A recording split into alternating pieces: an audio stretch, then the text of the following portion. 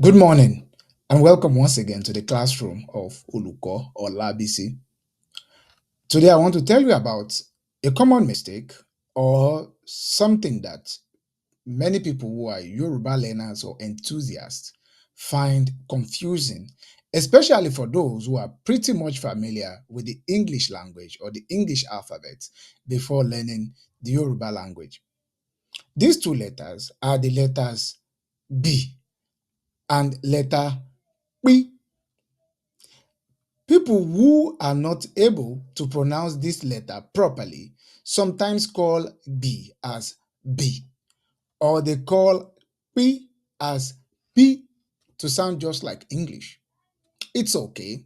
The brain always tries to rationalize to what it's already familiar with, but it's not so difficult to call B and P because people who are unable to pronounce these two letters correctly find it difficult to enunciate words in Yoruba like gbẹ́nàgbẹ́nà, gbòǹgbò, gbágudá, gbọ́mọgbọ́mọ.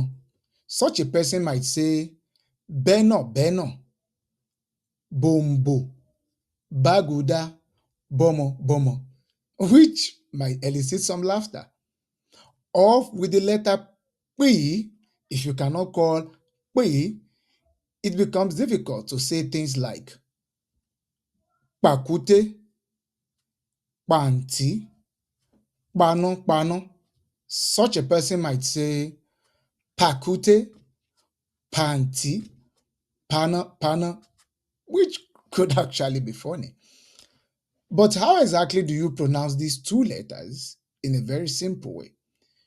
Unlike B, you bring together your upper lip and your lower lip. But when you pronounce B, the only release of air comes from the middle of your mouth, just like this, B, B. But when you are doing it for B, the attention or the stress is not in the middle of your upper lip and lower lip, but rather by the sides. With B, you need to use all of your mouth and let the air or the stress release from the sides of your mouth. B, B. First from the side and lastly to the middle. Not like B, but B, B. Just let it go. B. It's also similar for P. Unlike P, where you stress your upper lip and lower lip together like this, P, to release the air and let it go. P.